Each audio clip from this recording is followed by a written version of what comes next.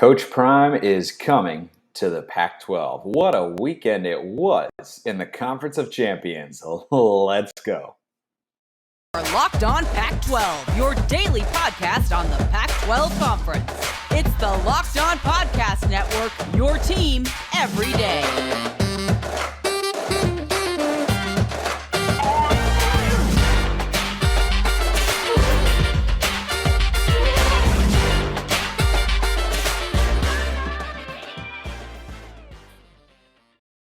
Oh man, am I licking my chops at this one. Welcome everybody to another episode of Locked On Pac-12. I'm your host, Spencer McLaughlin. Thank you so much for making this your first listen or your first view of the day. Part of the Locked On Podcast Network, your number one source to stay up to date with our beloved Conference of Champions. Please continue to like, comment, subscribe wherever you listen to or watch this show. We just hit 1,300 on the YouTube channel, countless more in the hundreds, of course, on the podcast side. Thank you so much for making the show what it has become. What a day in the Pac-12. I think George Kliavkoff, our commissioner, is waking up today and smiling, going, things are looking up. Because at the moment, in more ways than one, things are looking up.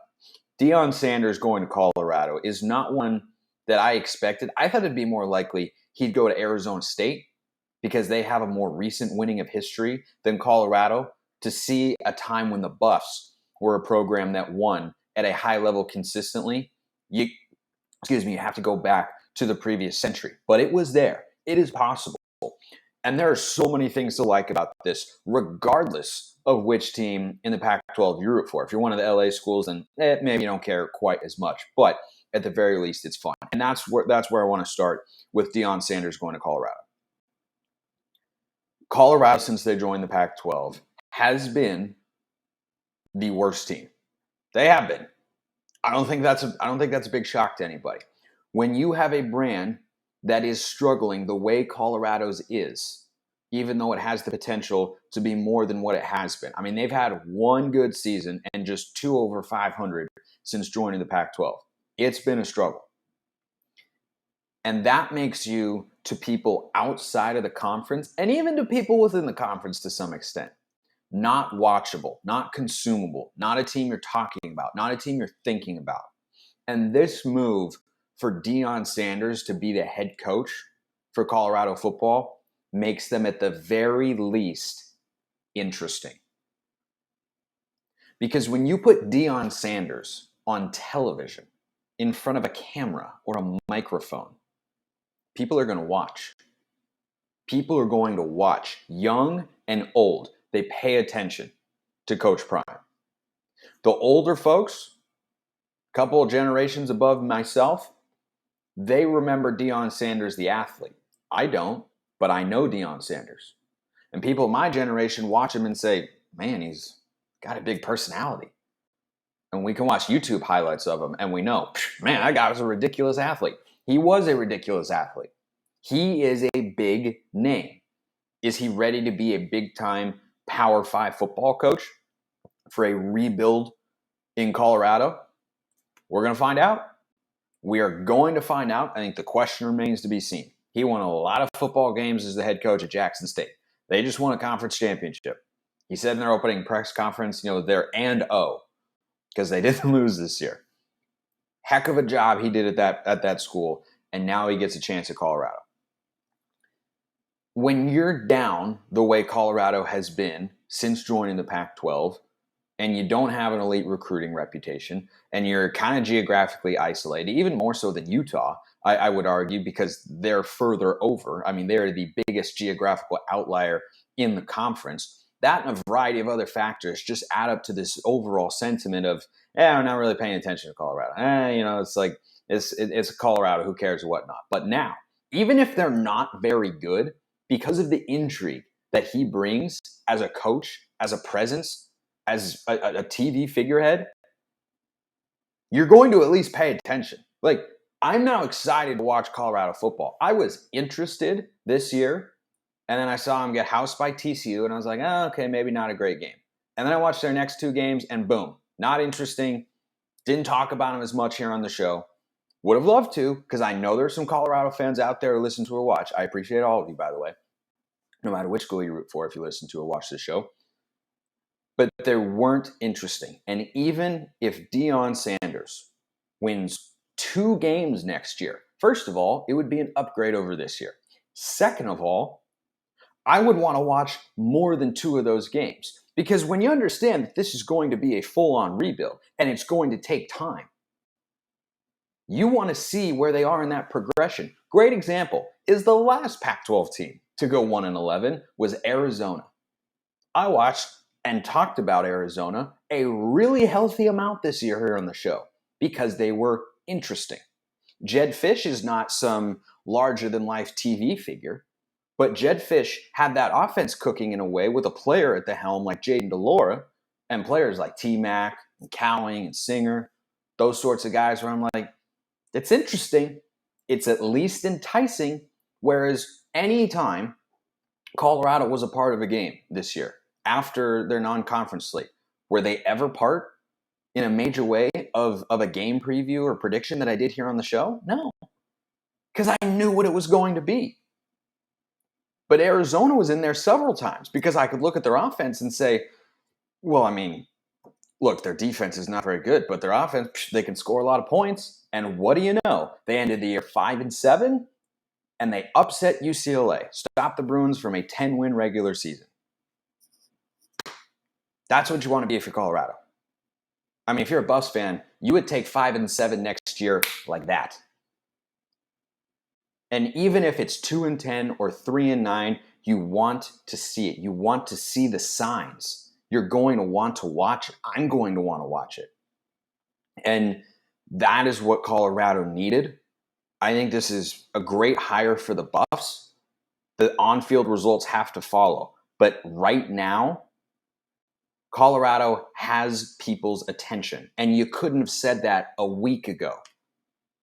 The only area that Colorado ever got attention was some graphic I saw that I don't even remember what organization or entity put it out, but it was like Colorado in the last 12 games allowed more points than Georgia in the last 30-something or whatnot. That's the only way you're getting your name out there right there for Colorado. But now you're relevant. People are interested. And I am excited to see what he can do in year one because there's a lot of work to do. The roster, just basically no talent. I mean, there's just nothing there. You can't have any semblance of competitive talent and go 1-11 the way they did. Arizona's 1-11 was a little different. Like, I think 2021 Arizona beats 2022 Colorado because they had more. They showed more at different points in time. So Colorado is interesting now, and they have people's attention. And that's what you need. You need eyeballs on your program. You want people writing stories. You want people showing up to games, excited about wins. You want to win football games, of course. But if you want to recruit, you want to get on people's radar, you want to get the sort of respect down the line that you need to be a relevant program on a national level and work your way into that top 25 discussion at one point in time, you got to have people paying attention. And that's what Deion Sanders brings to Colorado more than anything else. The dude is interesting. I mean, you're all talking about it. You're all thinking about it. It's the first segment here on my show. We just had our conference championship game. But I am more interested, though I'm going to talk about that conference championship game and what it means and whatnot, in Colorado hiring Deion Sanders, because that felt like it came out of nowhere. Like, it feels a little bit like a weird fit. But if you're Colorado, you are 100% happy today. You are thrilled. And for the first time all season long, I'm not doing a full winners and losers label to assess the mood base of each fan base in the Pac, or the mood of each fan base in the Pac-12. But if I were on a Monday, this would be the first time this year Colorado would be in the outright winners category. Good for the Buffs. Really good for the Buffs. There's excitement, energy, optimism. It's not just a new hire. It's an exciting new hire that gets people's attention, which you can do in the food department by checking out Omaha Steaks. The holidays are here. Achieving gift greatness, or gifting greatness, if you prefer, is not a really easy thing to do. But you can give the gift of perfectly aged, tender, and delicious Omaha Steaks. The steak experts at Omaha Steaks have put together special curated gift packages to help take the guesswork out of gifting, which I know is very, very tough. I've only got a gift for one of my 3 family members. I got one for my brother, dad, and mom. I don't know. Totally clueless. But Omaha Steaks is a great option if you have someone in your family who wants really high quality meat. Go to omahasteaks.com and use code LOCKEDON at checkout to get $30 off your order. That's omahasteaks.com. Use promo code LOCKEDON at checkout to get $30 off your order. Order with complete confidence today, knowing you're ordering the very best. Minimum order may be required when you use that code LOCKEDON to get that extra $30 off your order at checkout with Omaha Steaks. Man, what a hire that is for Colorado. And just kind of felt like the rumors started to speculate, started to swell and grow, and you're just kind of thinking, man, are they really going to do that? Are they really going to get Deion Sanders? And boom, they've got Deion Sanders. Good news for Colorado. Also good news for the Pac-12.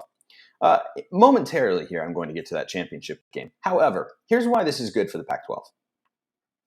If you're George Kliavkoff waking up right now, you know that you have one more season of USC and UCLA, and then they are departing for the Big Ten. So when you think about the viability of the conference and the media rights that he's in the midst, for all we know, of negotiating, maybe as I speak, maybe he's on the phone with an executive right now whenever you listen to this. I don't know. Could be. It's coming at some point.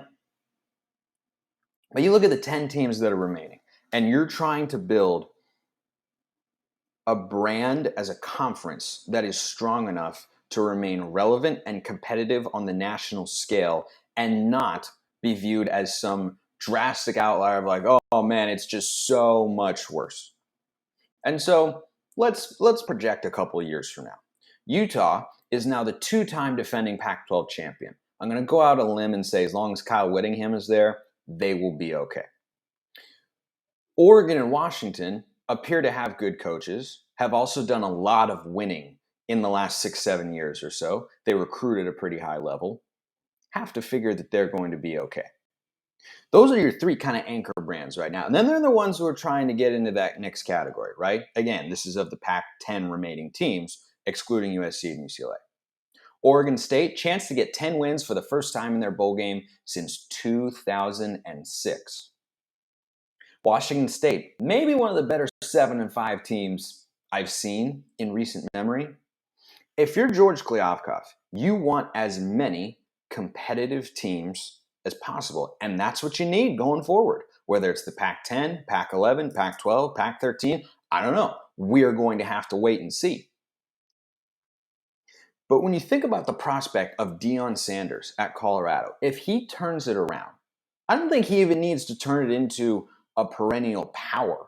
You know, the way they were in the 90s playing in, I think they were the Big 12 back in the 1990s, right? And they were for a long time.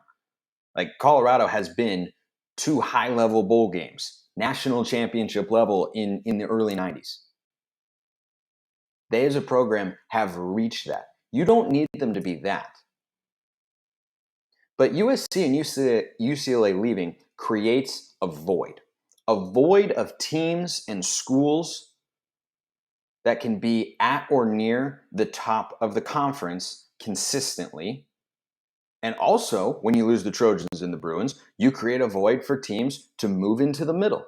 And if Deion Sanders could turn Colorado just into a perennial 5 to 8 win team, instead of what they've been the last several years, which is a 1 to 5 win team, if he takes them into that category, and you have Oregon State maybe be a perennial 8 to 10 win team, and then you have Oregon and Washington and Utah, that's a strong position to be in.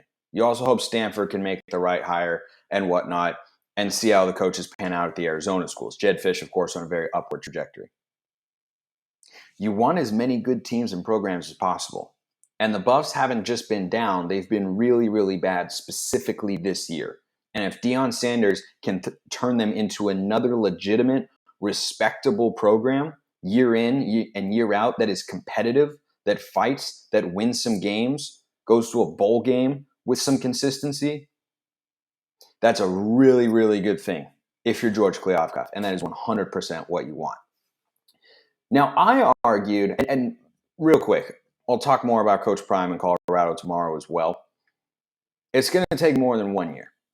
That is not a USC situation where it's a one-year turnaround. But speaking of the Trojans,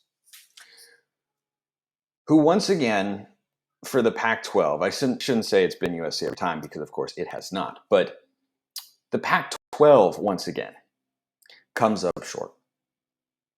And there was an opportunity late in the year for 3 teams to get into the playoff. Oregon had a chance, lost it. USC had a chance, lost it in the final week. Utah had a chance coming into the year, lost it when they lost that Florida game. UCLA, they were right there, fell off. It's very Pac-12. It is a very Pac-12 thing to do, to have a number of good teams, but not have that truly great team. And USC is still a very good team. They've got Tulane in the Cotton Bowl. Yeah, give me the Trojans in that one, assuming Caleb Williams plays. And, man, that guy left it on the field. That guy, he's a ridiculously good football player. Turns out Utah's got a lot of those as well. But is it great for the Pac-12 that they're not in the playoff again? No, not great.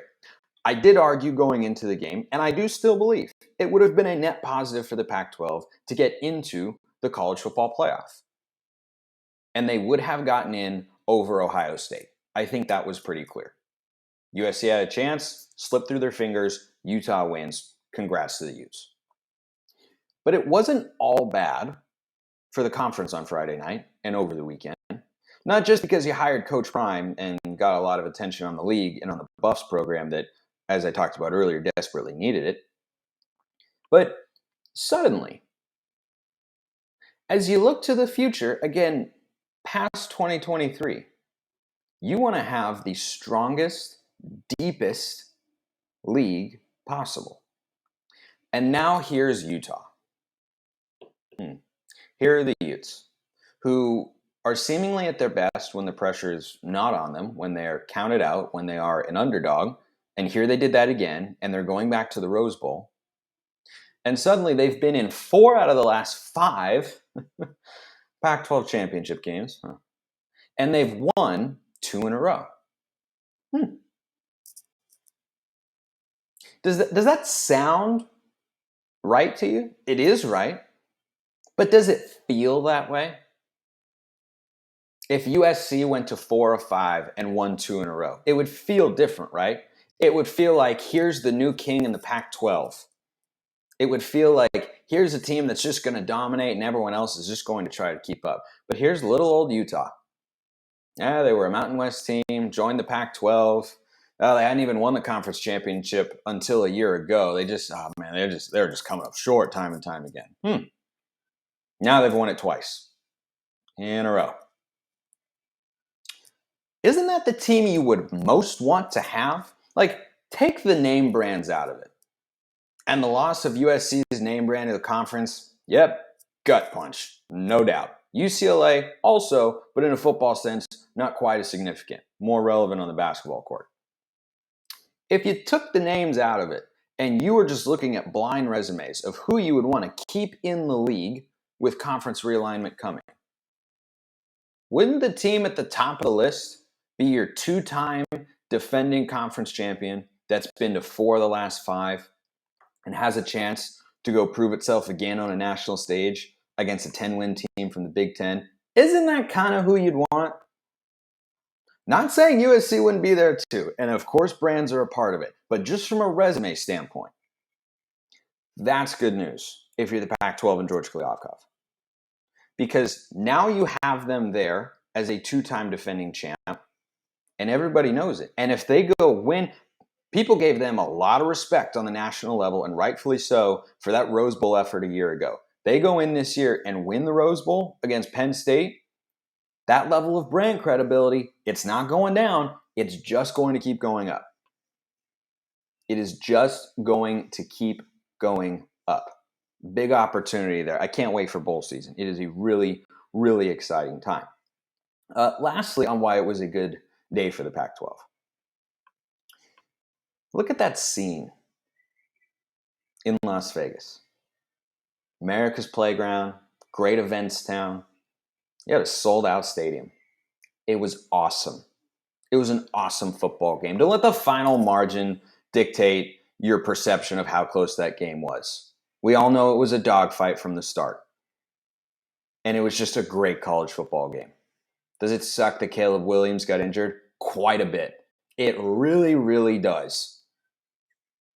But that was still a great college football game to watch.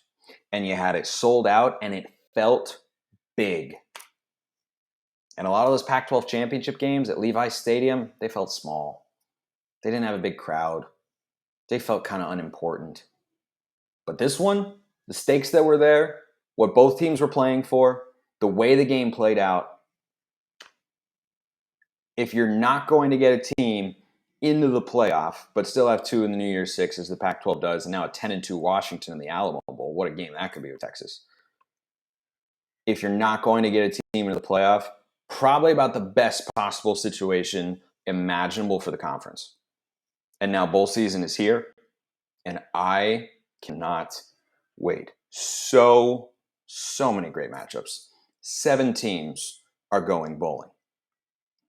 We'll get you started on getting you excited about all those matchups and what's on the line after I talk to you all about Simply Safe. At Locked On Pac-12, we believe home should be where you and your family feel the safest, especially over the holidays. This season, give yourself and your family the gift of peace and protection with the #1 rated home security system, Simply Safe. And right now, Simply Safe is offering Locked On Pac-12 listeners 40% off. That's 40, not 14. 40% off a new security system. But don't put this off. Don't miss your chance to save big on my favorite security system, the only one we recommend here at the Locked On Podcast Network. That is Simply Safe. You can get 40% off any new system at simplysafe.com/lockedoncollege today. That's simplysafe.com/lockedoncollege. There's no safe like Simply Safe. I am a defender, in a sense, if you want to give me that sort of label, of many things. Number one, I am a defender of being anti-expansionist. I am not in favor of expanding the college football playoff. Clemson this year would get a chance to play for a national championship. So would Alabama. Ugh. I shudder just thinking about it. The thought is despicable. Absolutely awful. But anyway, I am a big defender as well of bowl season. I love bowl season because I love college football. And this idea that bowl games don't matter as much anymore, I don't buy that for a millisecond. And there's a lot on the line for a number of teams. Some more than others. I will grant you that 100%. I am not here to tell you that this bowl game means just as much to the team playing in it as that team over there, because maybe this team had playoff expectations or goals and they were right there and they came up just a little bit short. Does not mean, I'm going to repeat, that the 7 opportunities the Pac-12 has to play in a bowl game this year are not important. I think it's especially important for the league in this year of all years. I'll continue to talk about that here on the show. But if you did not know, here are the matchups. In the Rose Bowl, the granddaddy of them all, you have Utah and Penn State. 10-win, top 10 Penn State team that is good but not great, and a 10-win, top 10 Utah team that, again, is good, but probably not great. But both teams are very good. They've had good, solid seasons. And Penn State is here by virtue of Ohio State and Michigan getting into the playoff. Yes, that is correct. They're still a solid football team. Are they great? No. But I think that could be a good game. And Utes fans, any of you watching or listening right now, I'm going to take a stab and say that winning the Rose Bowl, which they have not won before, is pretty darn significant. Perhaps even more significant than any of the other bowl games in terms of what it means to that specific team. The only other one that's close is Oregon State, which I'll get to. In the Cotton Bowl, the other New Year's Six game that a Pac-12 team will appear in this year, USC is playing the champion out of the American Conference in Tulane. What a story the Green Wave are this year, by the way. They were a double-digit loss team a season ago, and right now they're 11-2, and they're the champions of the American Conference. Yeah, pretty fun stuff. I do think USC is overall a little bit better, but don't sleep on the Green Wave. They're playing with a lot of confidence in that game. And year one, for Lincoln Riley and USC, the opportunity to be a 12-win team after winning 4 a year ago, 12 wins in a New Year's 6. I know USC fans are probably disappointed they're not going to the playoff. But if I told you before the season, before you saw everything play out, where a lot of close games went your way, a couple did not, of course, would you have taken that opportunity? I imagine, I'd like to think, most of you would have. In the Alamo Bowl, Washington against Texas. A game of two historically pretty darn big brands. Texas probably a little bit bigger, but Washington no slouch. That are in the process of rebuilding back to the mountaintop. I think Washington is further along on that process than Texas. I like Kalen DeBoer more than Steve Sarkisian as a head coach. Oh, by the way, did you know that Steve Sarkisian used to be Washington's head coach? Spicy. The Holiday Bowl, Oregon against North Carolina. I think this is a good football game. I think you can see a lot of points in that one. If Bo Nix is healthy and plays, which we don't know at this point in time, could have a couple of good quarterbacks in there because you got Drake May on the other side from North Carolina. Oregon has played Mac Brown before. Obviously, Dan Lanning has not as a head coach, but Ducks trying to get to 10 wins there. Is it the most consequential for Oregon? Maybe not. But do you still like looking up and saying, hey, back-to-back 10-win seasons? That's on the line for Oregon, no doubt. Las Vegas Bowl. This is a huge one. I mean, this is massive. Oregon State rarely gets a chance, and I mean rarely gets a chance to play an SEC team. 9-3 Oregon State, 6-6 Florida. Do you know the last time the Beavers, who are 9-3 right now, had a 10-win season? I'm a big Jeopardy fan. So I threw that music in there. It was 2006. Yeah. Go tell Oregon State fans that there's nothing on the line. This is a meaningless bowl game. Hogwash. Sun Bowl, UCLA and Pitt. Again, a program that doesn't win 10 games very often. And Dorian Thompson-Robinson is going to play his last college football game unless he decides to get ready for the NFL draft. I really hope he plays. I really do, because I love watching the guy play football. He's a really fun player to watch. A lot of great quarterbacks to watch in this conference. DTR, Caleb Williams, Cam Ward, Bo Nix has been great. Like, just go up to Michael Penix is the country's leading passer. Man, I can't wait to watch all these guys play once again. And then finally, in the Los Angeles Bowl, Washington State taking on the champs of the Mountain West in Fresno State. And again, I ask you, do you think Washington State fans are looking at that game and saying, oh, an 8-win season, what would that even mean? I don't know. Your first full year under Jake Dickert ending at 8-5. I think that Washington State fans look at that saying, that's a great opportunity to beat a solid team down on national TV in a big-time stadium that we don't get to go to often. Anytime you go bowling up there in Pullman, it's a good year. And the chance to end the year 8-5, be one of the best 8-5 seasons I can remember in the Pac-12.